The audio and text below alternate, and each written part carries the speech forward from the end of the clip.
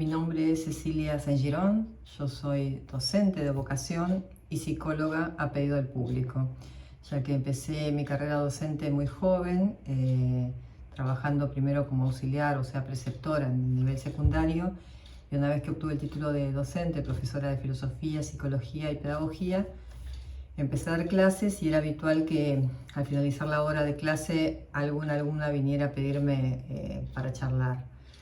Bueno, al cabo de varios años dije, yo creo que tengo que formarme para aprender a escuchar mejor, así que, bueno, mi campo específico laboral es la educación, o sea, mi pasión está puesta allí y en la escucha de las personas, ¿no? Entonces, una de las preocupaciones fundamentales cuando daba psicología o cuando trabajaba en filosofía era pensar sobre qué idea de persona yo trabajaba. Es decir, bueno, tiene conductas, la persona tiene un inconsciente, percibe cosas, pero bueno, ¿dónde está todo eso? Entonces siempre mi inquietud fue buscar un fundamento antropológico de la psicología. Es así que me vinculé entonces con la logoterapia y empecé, una vez que me recibí de psicóloga, hice la especialización en logoterapia. También luego hice una especialización en psicología vincular de familias con niños y adolescentes, porque si bien una vez recibida de psicóloga, atravesé todos los niveles del sistema educativo, porque fui psicóloga de gabinete de orientación psicopedagógica en nivel inicial y primaria, al mismo tiempo que seguía trabajando en el secundario. A su vez, bueno, tuve experiencias en nivel superior, en la universidad y en profesorados, de modo que, bueno, mi trayectoria educativa atraviesa todos los niveles del sistema educativo en provincia de Santa Fe. Yo soy rosarina y vivo en Rosario, entonces, bueno, desde allí es mi trabajo. Esa inquietud entonces estuvo siempre vigente para pensar que todo lo que el ser humano manifiesta tiene un arraigo más fuerte, que es esa concepción antropológica que nos brinda Viktor Frankl, es decir, la visión de la persona como con una dimensión espiritual, además de lo psicológico y lo biológico. Bueno, a lo largo de esos años de trabajo empecé a investigar y aplicar esas ideas de Viktor Frankl y concebimos, junto con mi colega y docente en el profesorado, Raúl Sutich, empezamos a pensar la educación como camino para la salud. Ese trabajo está publicado en este primer libro, del año 2014, que reúne varias ponencias en diferentes congresos o jornadas científicas. Y bueno, allí planteamos junto con Raúl la educación como camino para la salud, porque pensamos que una buena educación, una auténtica educación, lo que hace es desarrollar todas las potencialidades específicamente humanas.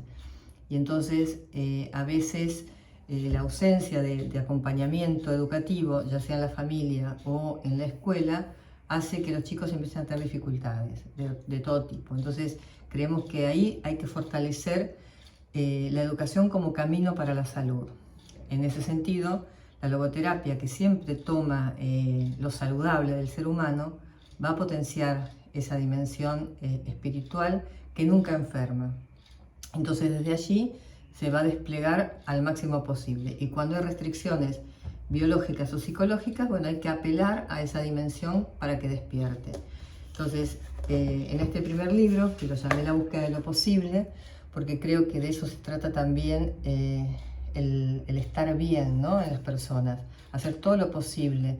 A veces se dice, hice lo imposible. Bueno, pero lo imposible justamente es eso, es no posible. Entonces creo que el secreto está en apuntar a todo aquello que es posible. Aquello que depende de uno, bueno, trabajar, buscar herramientas, buscar apoyo, buscar ayuda para poder desplegarlo. Y lo que no depende de uno, bueno, quizás hay que trabajar en la aceptación, que no es la resignación pasiva, sino que es la incorporación de aquella realidad con la que tenemos que enfrentarnos para, bueno, incorporarla a la vida cotidiana y desde allí ver qué se hace. Los jóvenes dicen, es lo que hay. Bueno, con lo que hay opero. ¿De qué manera? ¿Cómo puedo? Con mis herramientas, con mis estrategias, con mis recursos. Entonces, en este libro planteo también esta educación para el desarrollo sustentable, es decir, cómo hacer de nuestro planeta un lugar habitable y duradero en lo posible. también la educación prospectiva, es decir, en el futuro, cómo pensamos la educación y articular los distintos ciclos del nivel educativo. El nivel inicial con la primaria con la secundaria y la secundaria con el nivel superior. Y bueno, después en el año 2015 empezamos a trabajar con el doctor Acevedo y con Pablo Echevere en una producción, un libro que lo titulamos Ser Siendo, 3 miradas desde la logoterapia. En ambas obras, la portada corresponde a obras de una artista rosarina que se llama María Cecilia Núñez, que hace vitrofusión. Y en este hay 3 placas de vidrio unidas, formando un todo. Por eso simboliza estas 3 miradas. La mirada desde la medicina, del doctor Acevedo, la mirada desde la filosofía, del doctor Echevere, y la mirada desde la psicología. Y hemos agregado aquí un capítulo sobre la educación, los aportes de la logoterapia a la problemática educativa. Allí tomó muchos de los conceptos que desarrolla Víctor Frank y que explica y amplía Daniel Brusone.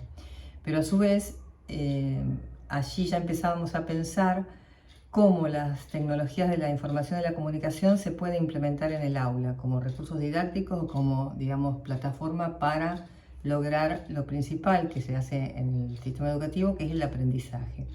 Pero el aprendizaje siempre en las mejores condiciones. ¿Cuáles son? Las saludables. Entonces, siempre trabajando para la salud. Luego del 2020, evidentemente, esto se ha generalizado porque quienes no habían incorporado aún las tecnologías de la comunicación y la información en la educación tuvieron que hacerlo forzosamente por el confinamiento debido al COVID-19. Entonces, bueno, no solo videoconferencias, que eso es quizás lo que se ha popularizado más, sino todo aquello que esté al servicio de que del mejor aprendizaje. Hoy el lenguaje de los niños y los jóvenes es digital, entonces también tenemos que poder incorporarlo y no sentirlo como una herramienta enemiga, sino justamente al revés, como una herramienta para el uso del aprendizaje. Tendríamos que pensar hoy en la inteligencia artificial, cómo incorporarla y cómo dejar de pelearnos con el progreso para poder justamente sacar su potencial o su mejor potencial. Y este otro libro, que es Estación Existencia, entre la escuela y el consultorio, porque, digamos, en ese trayecto se ha desarrollado mayormente mi vida. Yo vivo en una zona semicéntrica de la ciudad de Rosario. La escuela donde trabajé, donde empecé como preceptora, como les dije, después seguí en gabinete psicopedagógico y con horas en el secundario, terminé siendo primero vicedirectora y luego directora. Y allí, como directora, el año pasado ya me jubilé. Pero mi vida transcurría entre las 6 cuadras que quedan de mi casa a la escuela y las 2 cuadras que quedan de mi casa al consultorio. En el medio de la escuela y mi casa está el consultorio.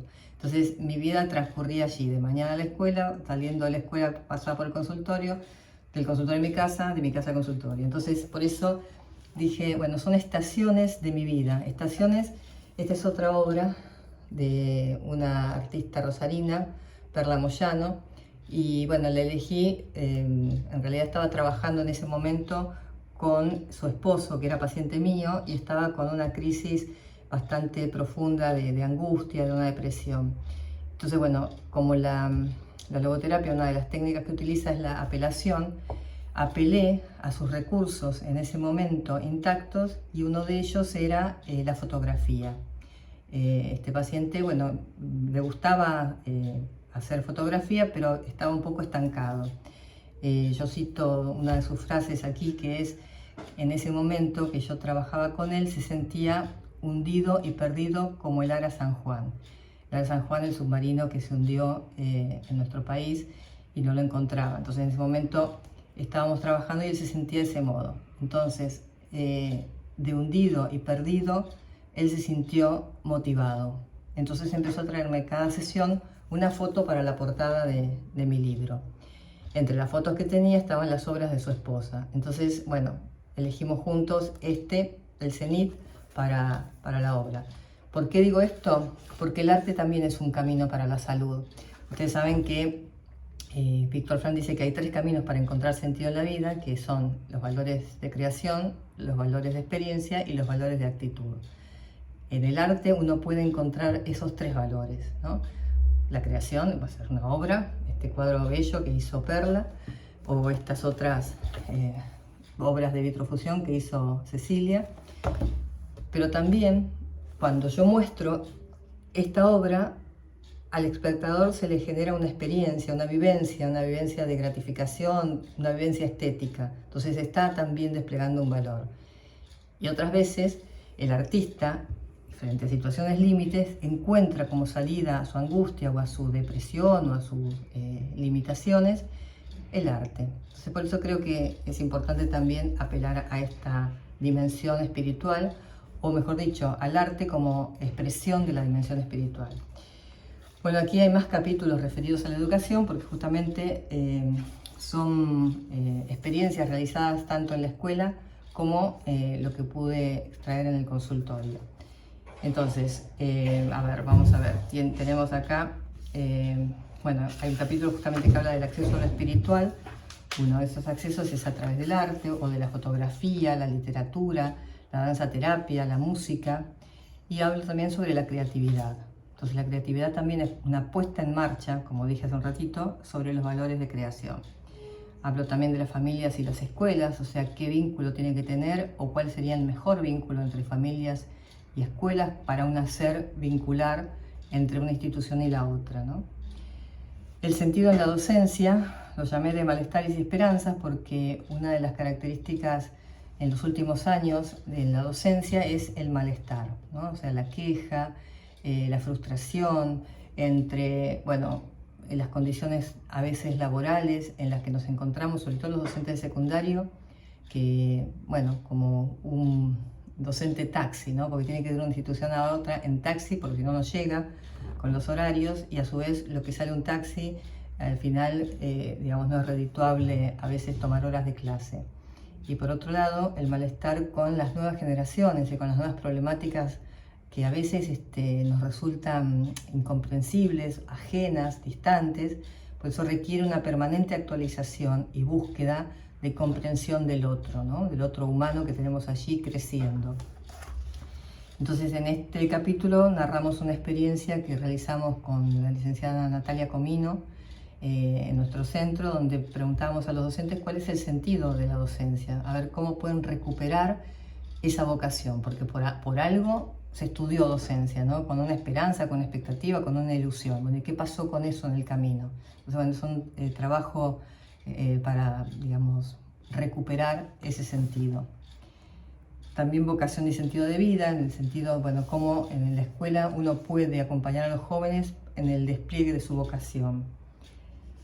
Trabajamos también en un capítulo una experiencia realizada con alumnos de cuarto y quinto año sobre la violencia en la escuela. Están sonando las campanadas de la iglesia que yo tengo aquí en la cuadra del consultorio. Bueno, la violencia en la escuela, que también actualmente se la llama bullying, yo prefiero hablar de violencia porque en realidad no es solo acoso, sino es muchas modalidades de la violencia que tenemos presente en nuestra vida cotidiana, lamentablemente, como violencia tangible o explícita y como violencia intangible, ¿no? Después hicimos una publicación en el capítulo 10 sobre una experiencia sobre la lectura terapéutica. La lectura tiene un efecto terapéutico, ya Víctor Frank lo había reconocido, él hablaba de biblioterapia, ¿no? Por todas las personas que le escribían a él comentándole el efecto que había provocado la lectura del Hombre en busca de sentido, ¿no? Entonces, cómo a veces tomar contacto con un texto, con una obra literaria, realiza sentidos en las personas, ¿no? O permite desplegar valores. Y bueno, después, por último, nosotros hemos brindado desde hace muchos años formación, desde el año 2007, en realidad aquí en Rosario, formación en logoterapia, y en el año, creo que fue 2016, hicimos una experiencia de formación virtual. Y así hicimos comparaciones entre la educación presencial y la educación virtual. También realizamos otra experiencia con grupos de estudio y actualmente estamos dictando la diplomatura en un convenio con la Universidad Católica de Santa Fe. Es decir, nosotros llamamos desde que nació este centro de análisis existencial Víctor Frank en la ciudad de Rosario, lo llamamos espacio terapéutico y formativo, porque son las dos patas, ¿no? La educación y la psicoterapia. Somos un grupo de psicólogos trabajando desde esta línea antropológica y psicoterapéutica, y a su vez docentes que tratamos de hacer una transmisión del pensamiento de Víctor Frank para las nuevas generaciones de profesionales. Así que bueno, esta es un poco mi presentación y bueno, dejo si quieren mi contacto para cualquier consulta o comentario. El mail es logoterapiarosario@gmail.com y estamos en las redes, también nos pueden buscar así como Centro de Análisis Existencial Víctor Frank de la ciudad de Rosario. Muchas gracias.